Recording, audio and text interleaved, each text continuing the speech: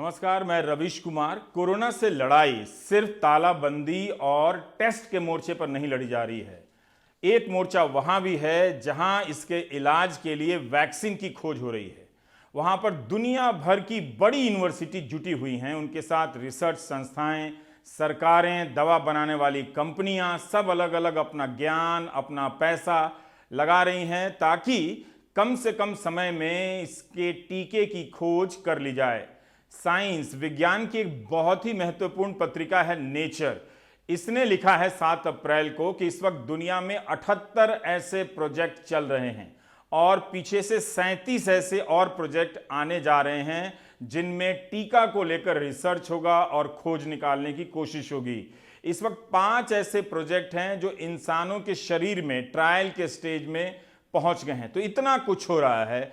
आप आए दिन ऐसी खबरें पढ़ते होंगे कि फलाना डॉक्टर ने ये खोज निकाला, किसी ने जीन का सीक्वेंस बना दिया है, उसका क्रम बना दिया है, किसी ने कुछ कर लिया है। ऐसी खबरों का हम क्या करें, इन्हें कैसे देखें? ये इस दौर में चुनौती भी है क्योंकि हम जैसे पत्रकारों की वैसी योग्यता नहीं है कि हम बदलते विषयों के साथ महारत हासिल करके आपके पास आ जाएं। आज हम एक ऐसे शख्स से बात करने जा रहे हैं जो अमेरिका में इसी तरह के एक प्रोजेक्ट से जुड़े हुए हैं। फराज जैदी माता पिता और ये तो खुद मुंबई में पले बढ़े, लेकिन फिर भी इनका परिचय आपको विस्तार से बताना चाहता हूँ। इलाहाबाद यानी प्रयागराज के वासी इस बात से खुश हो सकते हैं कि फराज जैदी उन्हीं के शहर के हैं। पुणे के doctor DY Patil institute of biotechnology and bio informatics से बीटेक किया है। उसके बाद फिलाडेल्फिया की यूनिवर्सिटी ऑफ साइंस से सेल बायोलॉजी एंड बायोटेक्नोलॉजी में मास्टर किया।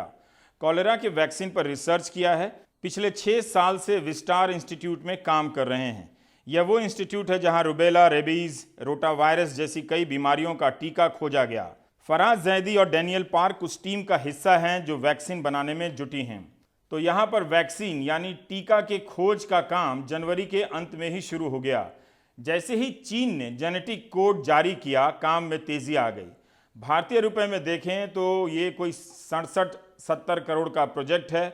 नॉर्वे का एक संगठन है कोएलिशन फॉर एपिडेमिक प्रिपेयर्डनेस, इसने भी पैसे दिए हैं। चीन की दवा कंपनी भी इस प्रोजेक्ट में शामिल है। दुनिया के कई संगठन इसमें मिलकर काम करते हैं।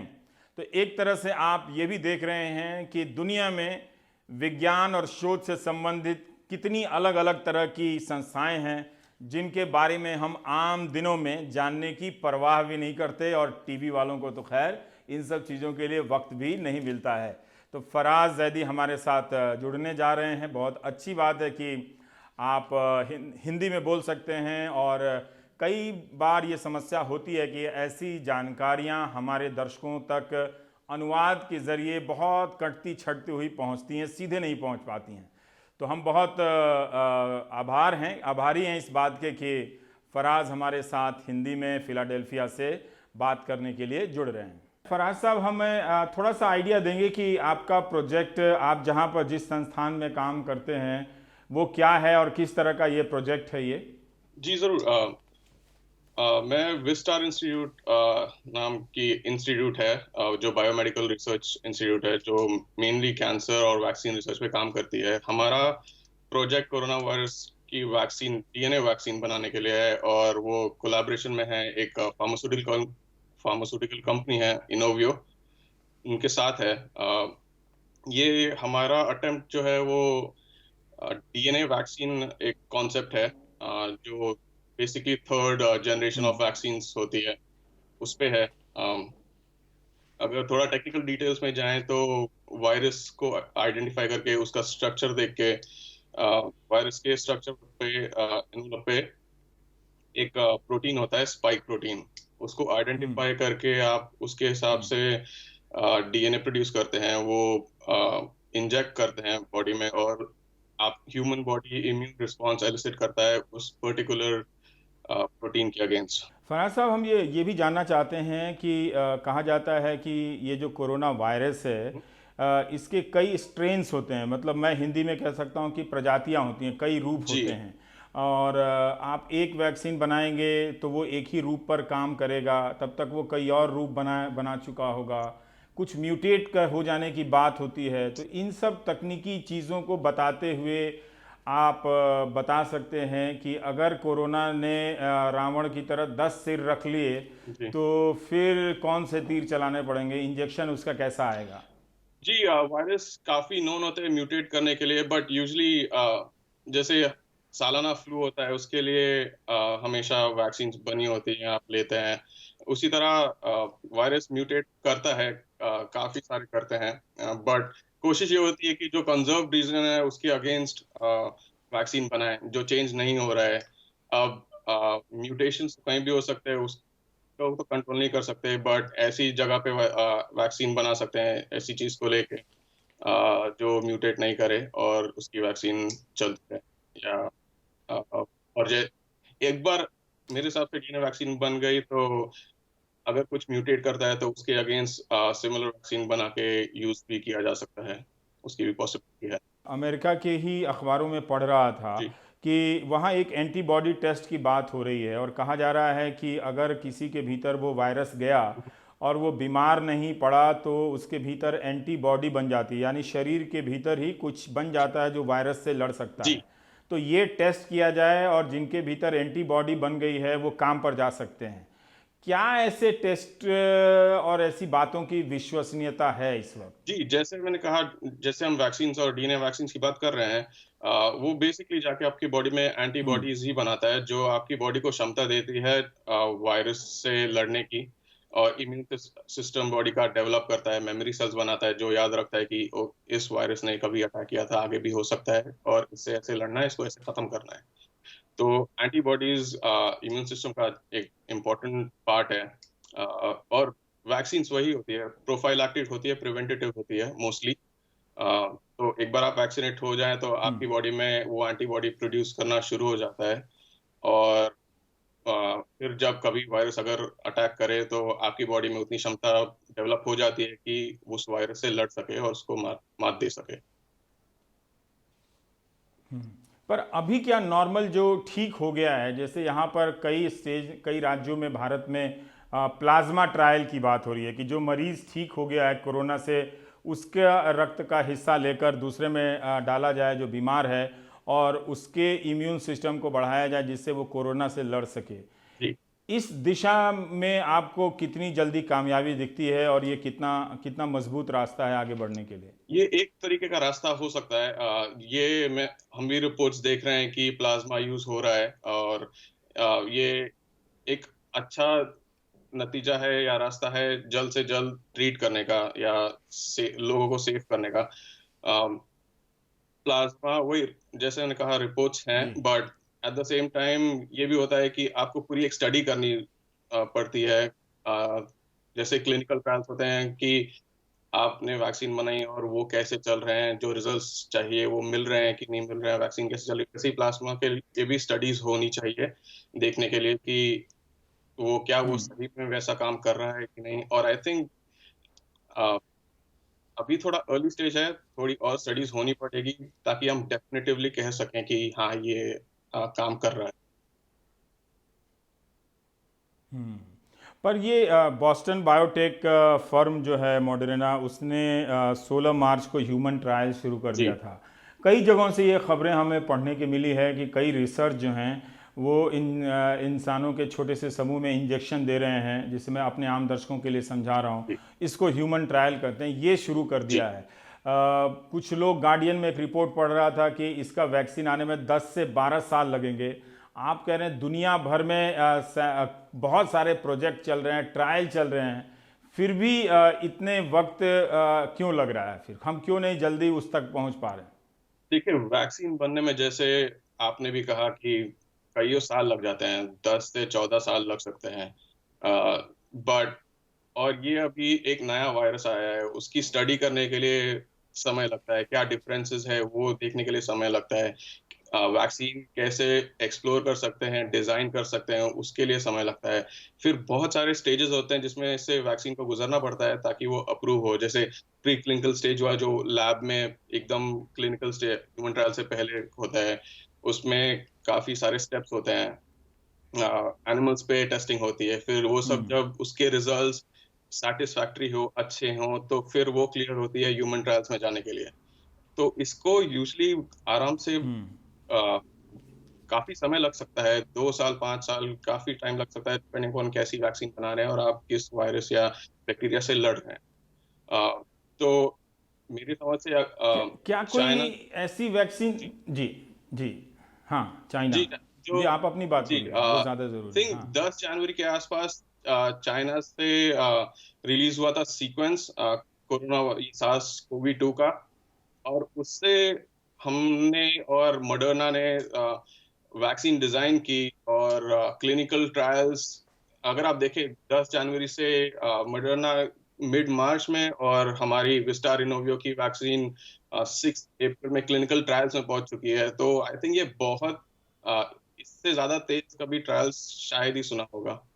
तो ये अपने आप में एक अच्छी खासी पर आप अचीवमेंट कह है। रहे हैं कि आप जहाँ पर काम कर रहे जी हैं, जी, आप जिस टीम का हिस्सा हैं उसका रिसर्च क्लिनिकल ट्रायल में पहुँच गया जी है, तो जाहिर है आप लोगों का जीवन भी बदल गया होगा। थोड़ा उसके बारे में भी बताइए, और क्लिनिकल ट्रायल से हमारे दर्शक, जो आम दर्शक हैं, जी वो क्या समझें फिर? जी क्लिनिकल ट्रायल। सो वैक्सीन रिसर्च क्या होता है, पहले लैब में रिसर्च होते हैं, फिर एनिमल्स में रिसर्च होते हैं, अलग अलग तरीके के, छोटे से बड़े तक।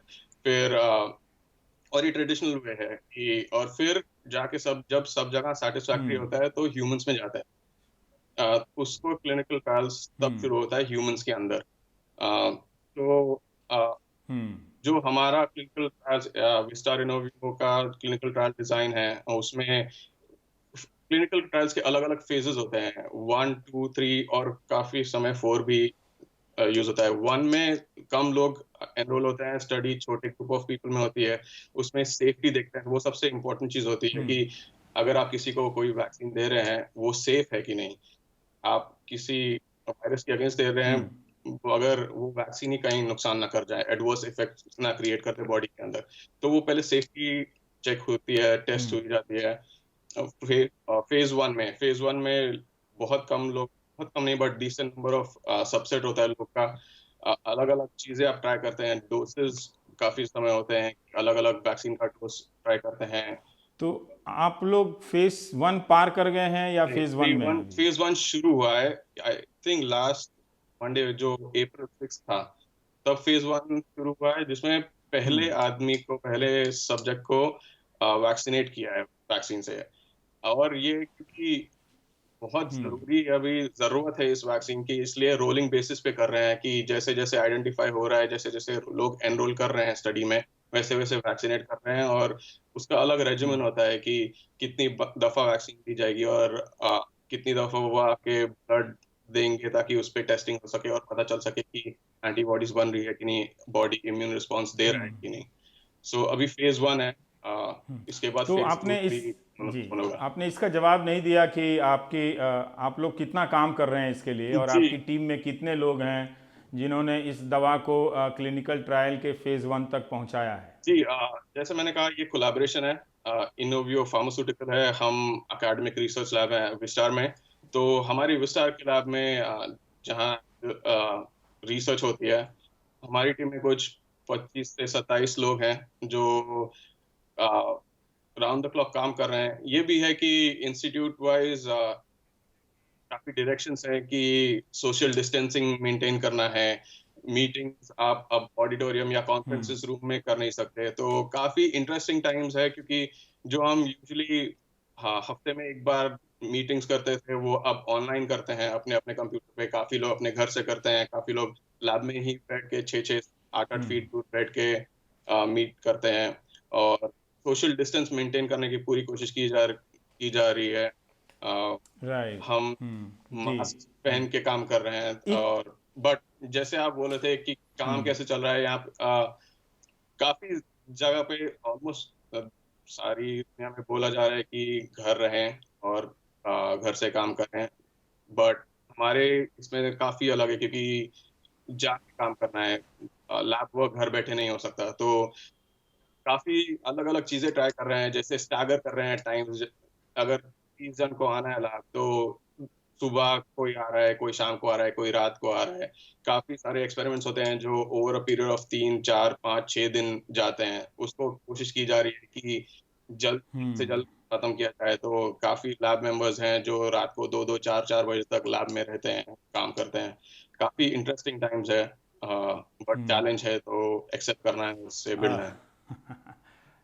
आपकी टीम सफल होगी, मुझे ऐसा पूरा विश्वास है। जी, भारत में एक बात फराज इस बात को लेकर हो रही है कि इससे लड़ने का एक तरीका ये भी है कि हम अपने इम्यून सिस्टम को बढ़ा दें, प्रतिरोधी क्षमता को। जी, तो इसके लिए ये चीज़ें खाएं या फिर इसके लिए कोई इंजेक्शन बनाएं, जैसे ICMR, जी, भारतीय चिकित्सा शोध परिषद ने कहा कि वो भी इम्यून बढ़ाने के लिए वैक्सीन के ट्रायल पर प्रयोग कर रहे हैं, उसमें आजमा रहे हैं। क्या इस इम्यून को बढ़ाकर भी लड़ा जा सकता है? क्या एक प्लाज्मा हो गया, एक वैक्सीन हो गया, एक इम्यून बढ़ाकर क्या कोई लड़ सकता है? क्या क्या ऐसा कोई डेटा है कि इस बीमारी से वही मरा है या वो गंभीर हुआ है जिसका इम्यून सिस्टम, शरीर में लड़ने की क्षमता या ताकत कम है? अच्छे इम्यून सिस्टम वाले लोग मरे नहीं हैं या गंभीर नहीं हुए? जी। ऐसा कहा जा सकता है, जैसे मैंने कहा अभी डेटा मैं नहीं समझता कि इनफ है प्रिंट में कि कहा जा सके, बट जरूर वायरस से लड़ जो वैक्सीन भी होती है वो बॉडी को एक क्षमता देती है, इम्यून सिस्टम को क्षमता देती है लड़ने की। तो बेसिकली आपका सब डिफेंस इम्यून सिस्टम ही संभाल रहा है। जितना अच्छा आपका इम्यून सिस्टम होगा उतना अच्छी आपके पास क्षमता है किसी भी फॉरेन बॉडी से लड़ने की। तो जरूर आप जितना ज्यादा अच्छा इम्यून सिस्टम है उतना ज्यादा आप परसेंट वाइज सेफ रहेंगे, बट मेरे हिसाब से श्योरली नहीं बोल सकते कि नहीं होगा। और ये भी देखा जा रहा है कि हाई रिस्क पीपल जैसे काफी लोग हैं जिसको ऑलरेडी प्री लाइन कंडीशंस है, उनके ऊपर अगर वायरस अटैक कर रहा है तो शुरुआत में तो डेथ रेट में ज्यादा थी, वो भी देखा जा रहा था। तो हाँ, इम्यून सिस्टम का बहुत बड़ा हाथ है और अगर आप उसको बूस्ट कर सकते हैं तो जरूर करना चाहिए। फराज, एक आखिरी सवाल कि आपकी टीम में जो 25 से 27 लोगों की टीम है उसमें कितने भारतीय हैं? जी, अगर मैं गिनने चाहूँ तो 4 से 5 भारतीय हैं जो अलग अलग चीज करते हैं। कोई PhD स्टूडेंट्स है, कोई पोस्ट डॉक है, हम प्रोजेक्ट मैनेजर हैं, तो कोई मास्टर स्टूडेंट है, तो अलग अलग चीज के, बट 5 से 6 भारतीय हैं। फराज, हो सके तो कई रात बिना सोए हुए आप मेहनत करें और हम यहाँ से प्रार्थना करते हैं कि आपको कामयाबी मिले। और अगर आप बहुत जल्दी वैक्सीन खोज निकालें तो इतना तय है कि आपके पूर्वजों का जो शहर है इलाहाबाद, जो प्रयागराज हो गया है, वहाँ पर लोग दिवाली ज़रूर मनाएंगे कि उनके शहर के लड़के ने ये कमाल किया है। बहुत बहुत शुक्रिया फराज जैदी हमसे बात करने के लिए। बहुत बहुत शुक्रिया प्रवीण जी, प्लेजर ऑल माइन। और अब हम बात करेंगे भारतीय चिकित्सा शोध परिषद ICMR के वैज्ञानिक से, जो कोरोना से संबंधित भारत में भी कई तरह के प्रयोग की बात कर रहे हैं, जिनसे हमारे सहयोगी ने बात की है। रिसर्च तो काफ़ी हो रही है, बिकॉज जो कि हमें ज़्यादा पता नहीं है वायरस में, इसमें क्या है क्या नहीं है और किस तरह ये लोगों को अफेक्ट करती है। तो इसलिए रिसर्च बहुत ज़्यादा स्तर पर अलग अलग तरीके का रिसर्च हो रहा है। जैसे कि वायरसेस का जीनोम का हम लोग सीक्वेंस कर रहे हैं काफ़ी जगह पे, CCMB हैदराबाद में और IHIV दिल्ली में। और वायरस का सीक्वेंस करना बहुत ज़रूरी है।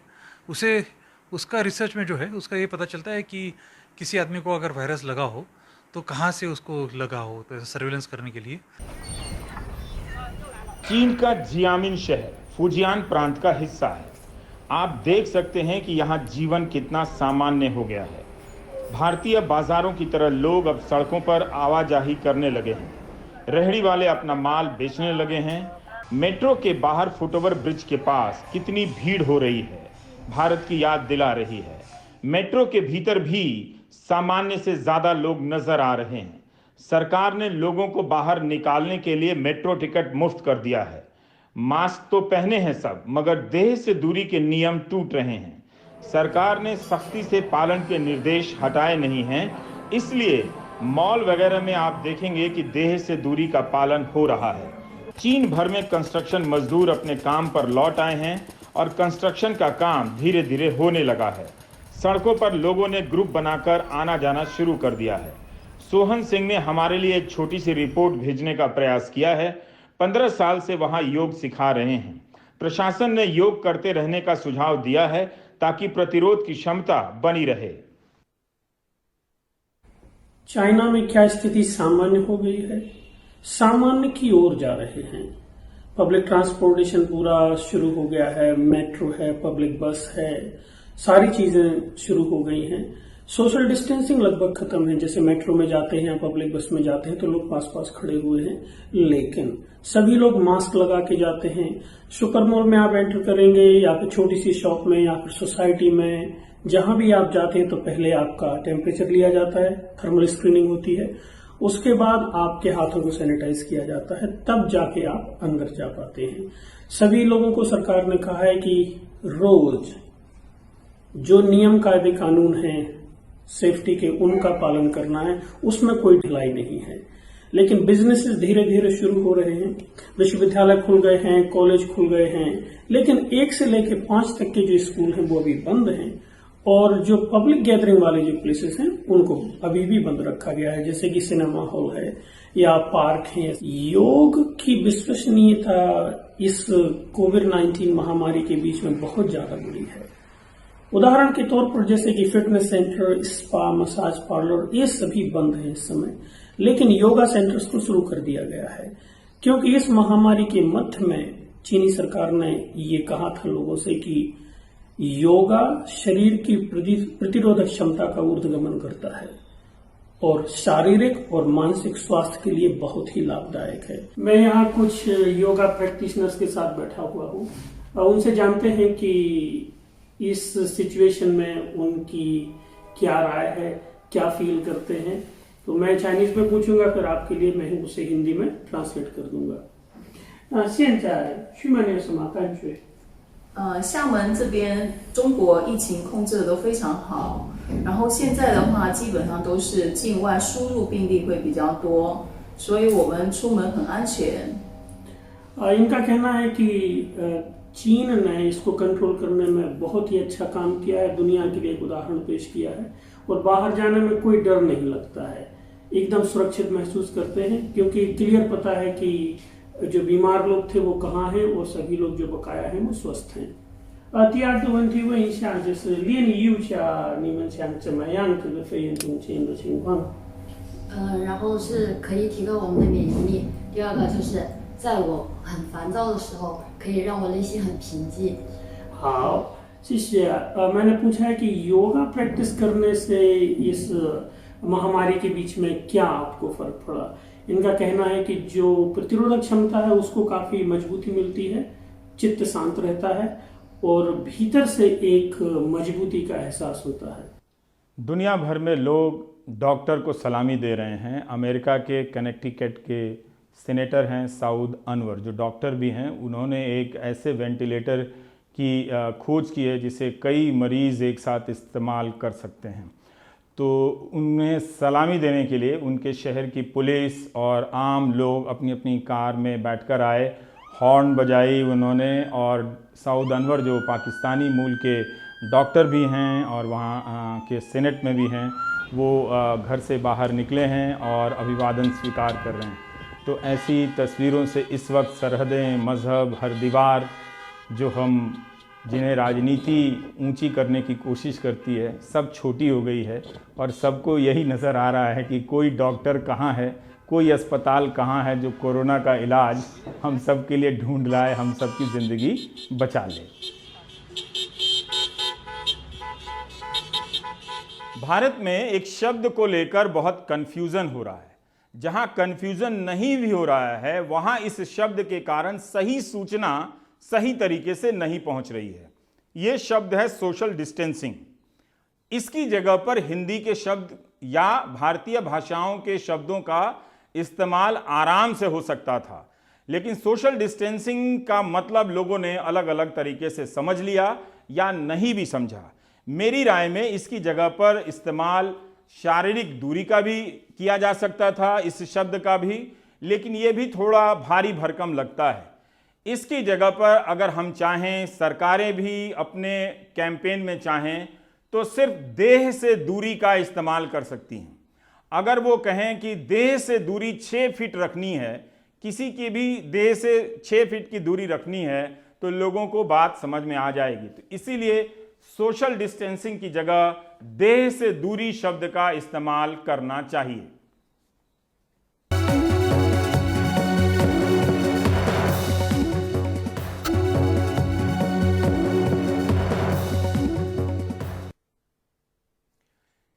दिल्ली के उप मुख्यमंत्री ने एक नए फैसले का ऐलान किया है। मनीष सिसोदिया ने कहा है कि कोई भी स्कूल 3 महीने की फीस नहीं लेगा, 1 महीने की ही फीस लेगा। जो अन्य मद के पैसे हैं वो नहीं लिए जाएंगे, जैसे ट्रांसपोर्टेशन वगैरह। इस फैसले का ऐलान मनीष सिसोदिया ने दिल्ली में किया कि कोई भी स्कूल 1 महीने की ट्यूशन फीस के अलावा किसी भी तरह की और फीस चार्ज नहीं करेगा, ना ट्रांसपोर्टेशन फीस, ना कोई और एनुअल चार्जेस, ना कोई भी स्कूल सिर्फ इस वजह से कि कोई बच्चे ने फीस नहीं दी है उसको ऑनलाइन क्लासेस में शामिल होने से टर्मिनेट नहीं करेगा, उसको रोकेगा नहीं। बिना सरकार की इजाज़त के कोई फीस नहीं बढ़ाएगा, जो फीस पहले से थी उसी को अलाउ किया जाएगा। उसके अलावा बढ़ी हुई फीस नहीं चार्ज की जाएगी किसी भी स्कूल में।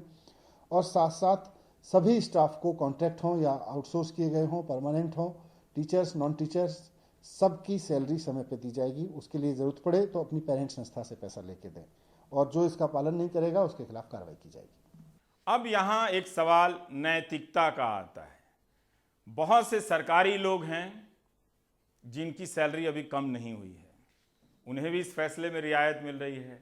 बहुत से पैसे वाले हैं जो अपने पसंद के स्कूल में बच्चों के एडमिशन कराने के लिए एड़ी चोटी कर देते हैं।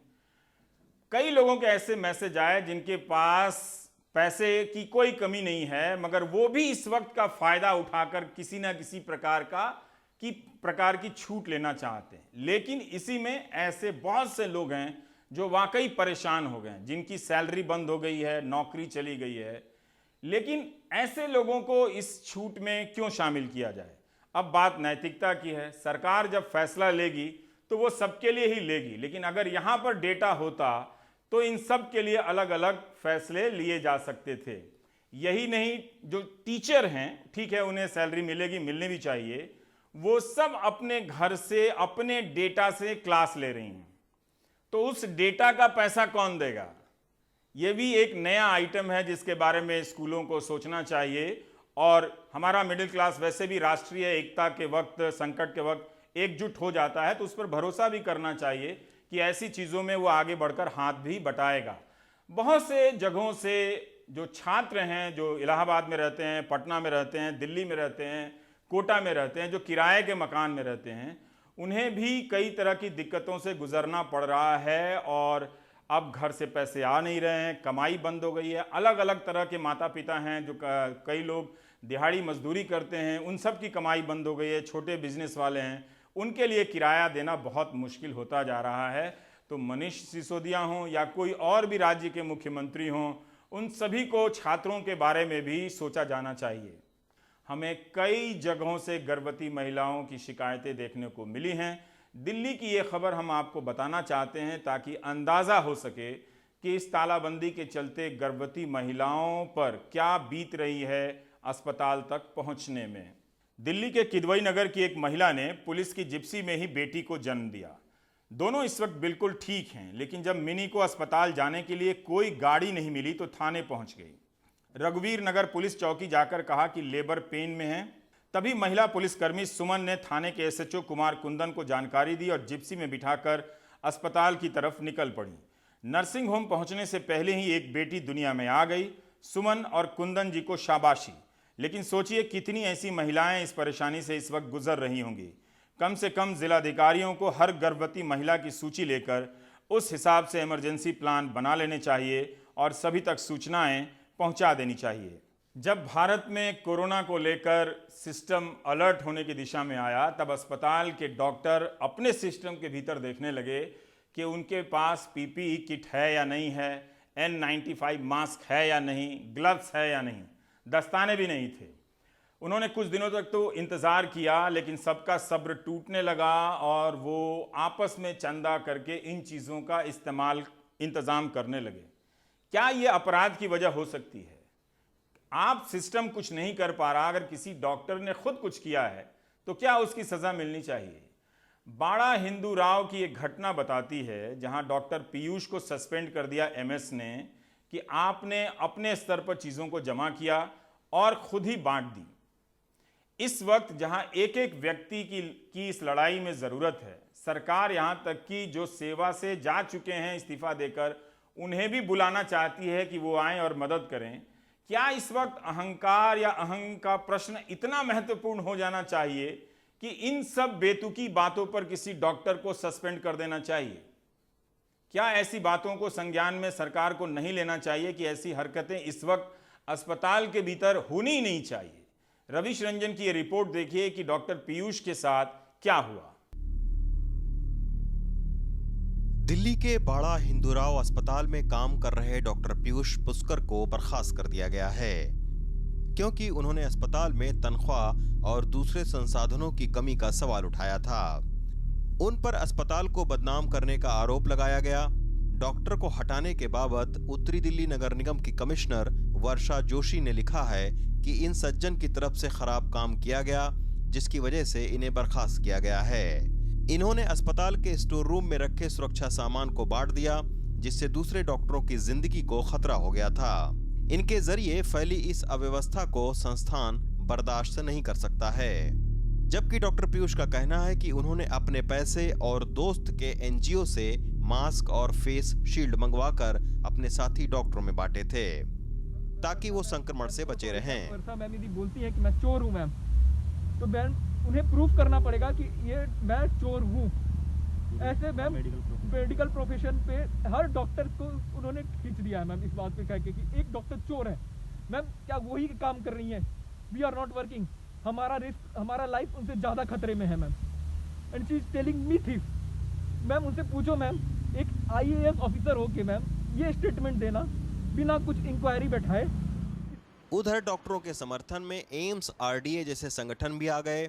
विवाद बढ़ता देख केंद्रीय स्वास्थ्य मंत्री ने भी ट्वीट करके कहा कि डॉक्टर पीयूष के बर्खास्तगी के मुद्दे पर निगम कमिश्नर वर्षा जोशी से बात की है और डॉक्टर से बात करके इस मामले को सुलझाने के लिए बोला गया है। वहीं खुद उत्तरी दिल्ली नगर निगम के मेयर अवतार सिंह भी मानते हैं कि ये वक्त कोरोना वायरस से लड़ने का है, न कि डॉक्टरों को बर्खास्त करने का। इस संकट की घड़ी में जब हमें डॉक्टरों की बहुत सख्त आवश्यकता है, तो इस समय के अंदर हमको उसे निष्कासित नहीं करना चाहिए था। हमें उसको सख्त वार्निंग देकर एक बार छोड़ देना चाहिए, क्योंकि हमें कोरोना के लिए एक एक डॉक्टर की बहुत सख्त आवश्यकता है। जो भी मामला होगा मैं उसे संज्ञान में लेकर जैसे भी बात करनी होगी कर आपको बताऊंगा। कोरोना वायरस का संक्रमण देश भर में 100 से ज्यादा स्वास्थ्य कर्मियों को हो चुका है। ऐसे में अगर स्वास्थ्य कर्मी और डॉक्टरों को संक्रमण से बचाने के कारगर उपाय नहीं किया गया तो कोरोना वायरस से निपटना बेहद मुश्किल होगा। इसी के चलते अस्पताल को अपनी कमियों को दूर करने पर ध्यान देना होगा, न कि मास्क और PPE किट की कमी सामने लाने वालों पर कार्रवाई करना चाहिए। नई दिल्ली से रविश रंजन शुक्ला, NDTV इंडिया।